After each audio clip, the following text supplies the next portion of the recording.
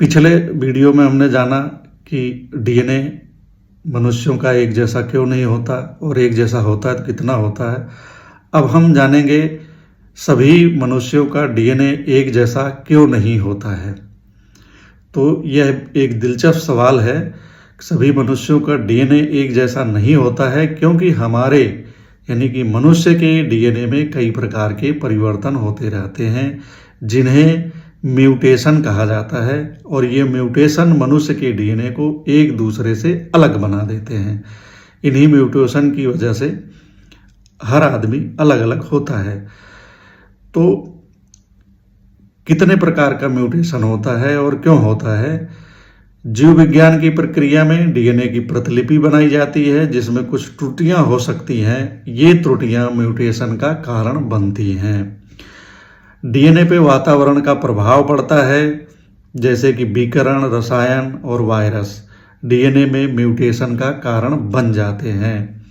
Gene pool, मनुष्यों के gene pool में कई प्रकार के जीन होते हैं जो मनुष्यों को अपने पूर्वजों से मिलते हैं। ये जीन मनुष्यों को एक दूसरे से अलग बनाते हैं। तो म्यूटेशन कितने प्रकार का होता है? म्यूटेशन होता है, एक पॉइंट म्यूटेशन है जो बेस में परिवर्तन करता है। एक डिलीशन है जो एक से एक या अधिक बेस पेयर को नष्ट कर देता है। इंसर्शन है, एक या अधिक बेस पेयर को जोड़ता है। इन्वर्जन है, डीएनए के एक हिस्से का उल्टा होना, इसे इन्वर्जन कहते हैं। म्यूटेशन का प्रभाव क्या पड़ता है?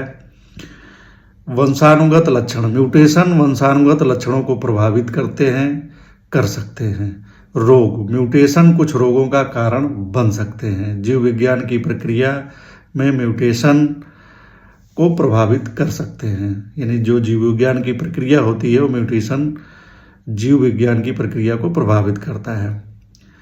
तो इस तरह हम देखते हैं कि डीएनए एक समान होता है, एक समान नहीं होता है।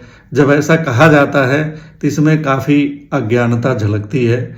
डीएनए एक समान होता इसलिए है क्योंकि सभी मनुष्यों के पूर्वज एक हैं और इस वजह से डीएनए वहाँ से मिला है, लेकिन उसके बाद उसमें तरह तरह के प्रभाव पड़ते हैं, म्यूटेशन की प्रक्रिया होती है, इसलिए सभी मनुष्यों का डीएनए अलग अलग हो जाता है और काफ़ी कम फीसदी में अलग होता है, और इससे मनुष्यों में बहुत सारी विविधताएं आ जाती हैं।